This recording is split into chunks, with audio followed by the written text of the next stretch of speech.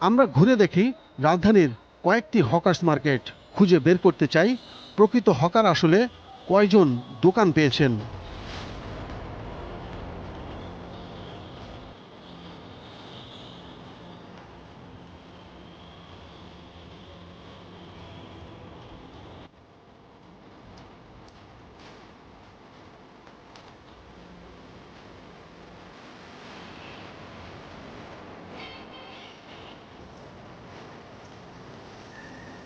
এবার হাজির হই নীলক্ষেতের বাকুশা হকার্স মার্কেটে।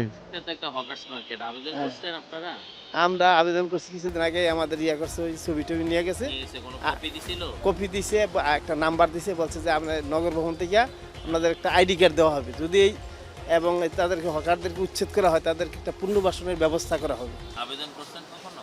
জি, আবেদন লেখা নিছে আমাদের কাছে। লিখে নিছে? কে লিখে নিছে? ওই পুলিশ কর্মকর্তারা। কবে এটা? এটা ঈদেরও আগে। সরকাররা পাচ্ছে না।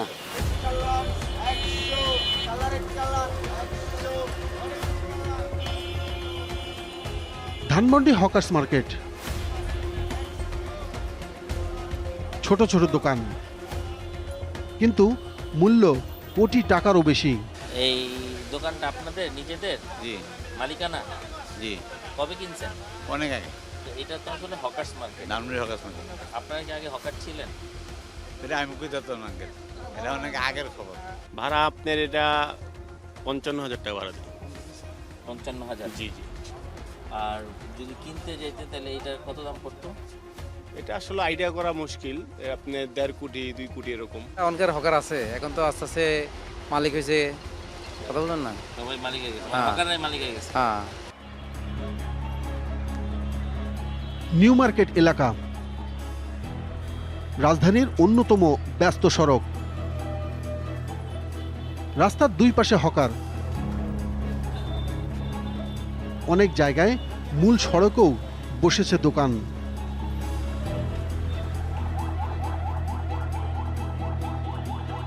স্থানীয় একজন রাজনৈতিক নেতার আগমন উপলক্ষে হঠাৎ শুরু হয় উচ্ছেদ অভিযান।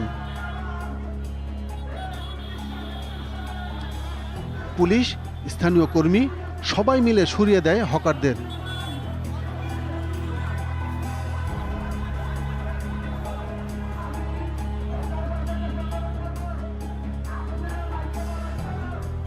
কয়েক মিনিটের মধ্যেই ফুট ওভারব্রিজের নিচের পুরো এলাকা ফাঁকা। মনে হয় এখানে কখনো কোনো দোকানই ছিল না।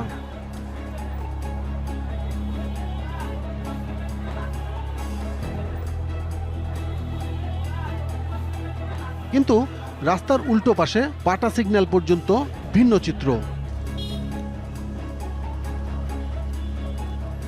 ফুটপাত দখল, রাস্তাও দখল, ব্যবসা চলছে রমরমা।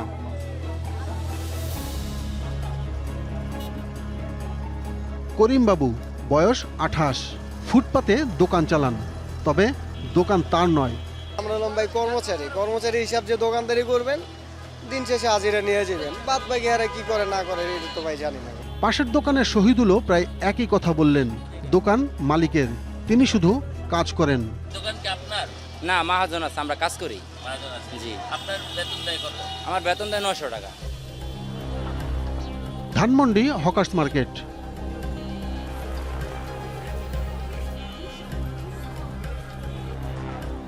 মার্কেটের ভেতরে দোকান আছে, কিন্তু মার্কেটের ঠিক বিপরীত পাশেই রাস্তা আর ফুটপাত দখল করে চলছে আরেক বাজার। কাপড়, ব্যাগ, জুতো সবকিছুই বিক্রি হচ্ছে প্রকাশ্যে। আপনি কত ডেইলি রোজ পান কত? ৬০০ টাকা ৬০০। তাহলে এই টাকাটা কে দেয়? মহাজনে দেয়। এই দোকানের কর্মচারী জানালেন মালিক তার বড় ভাই আজাদ। তবে আজাদ এখন গ্রামের বাড়িতে। আমরা কথা বলতে চাইলে কল দেওয়া হলো, কিন্তু ওপাশ থেকে আর ফোন ধরলেন না কেউ। এখন ওনার সাথে যোগাযোগ করার কোনো উপায় নেই? রাতে হলে ফোন টোন দেয়, কি অবস্থা সবজি দেয়। হ্যাঁ, আমরা দুনো ভাই, দুই ভাই মালিক? হ্যাঁ। আমাদের প্রশ্ন বাড়তেই বদলে যায় বক্তব্য। আপনি যদি মালিক হন, জি আপনি তো জানেন যে এখানে কিভাবে বসতে হয়, জানেন না? অবশ্যই আমরা দুই ভাই দোকানদারি করতেছি এই জায়গায়। মানে এক যুগেরও বেশি ধরে করতেছি, মানে একের পর এক আইতেছি। আমার ভাই আগে করতে, এখন আমি করি। উনি দেশে গেছে, বিয়ে শাদী করছে, এখন আমি করতেছি। আমরা ধরেন না কারো দখলদারি নেই, এগুলো আমরা বসছি। আজকে আমি বসছি, কালকে আরেকজনে বসছি, ঠিক আছে? যে সকালে লাগায় দোকানে তার। পাশের ব্যাগের দোকানে আরেক গল্প। সেখানে 3 জন কর্মচারী, মালিকের নাম রানা, কিন্তু তার নম্বর দিতে রাজি নন কেউ। যেমন আপনারা এই 3 জন হচ্ছে কর্মচারী আর রানা হচ্ছে মহাজন, জি, কিন্তু আপনাদের কারো কাছে রানার নাম্বার নাই। নাইন তো তার নাম্বার আছে মহাজনের। আপনাদের কারো কাছে নাম্বার নাই? না, চলে আসবে মহাজনে, দুপুরে খাওয়া দাওয়া করার পরে চলে আসবে।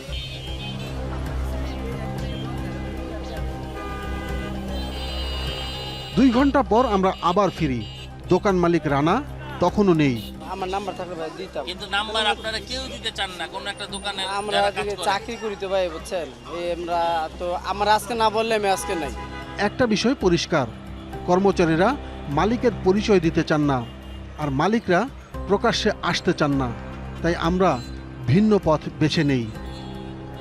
ধানমন্ডি হকার্স মার্কেটের 6 নম্বর গেট। বেডশিটের দোকানে কাজ করেন মাসুদ ও জাবেদ। কথা বলতে বলতেই জানা গেল তাদের মালিকের আরও দোকান আছে, শুধু এই রাস্তায় নয়, আরও একাধিক জায়গায়। গোপনে মাসুদের পিছু নেই আমরা। দেখি তিনি রাস্তা পেরিয়ে হাজির হন 3 নম্বর গেটের আরেকটি চাদরের দোকানে। একই মহাজনের। মহাজন কই? মহাজন মনে গেছে না, আমাদের মনে মহাজনের নাম কি? মহাজন হান্নান। হান্নান। অর্থাৎ এক মালিকের একাধিক দোকান, আর দোকান চালাচ্ছেন কর্মচারীরা। আমরা মালিকের সঙ্গে কথা বলতে চাই, কিন্তু মাসুদ রাজি নন, বরং অন্য একজনকে দেখিয়ে বলেন তিনি নিয়ে যাবেন মহাজনের কাছে। ভাই, হান্নান ভাইয়ের দোকানটা চিনেন? চিনেন? কোন জায়গায়? ওই পারে। কোথায় এটা? মজার বিষয় হলো, কয়েক মিনিট আগেও যিনি বলেছিলেন রাস্তার ওপাশে চন্দ্রিমা মার্কেটে মহাজনের দোকান ও গুদাম রয়েছে, তিনি এখন বলছেন তিনি কাউকেই চিনেন না। নাম্বার কত দোকানের? আমাকে দেখাই দিবেন?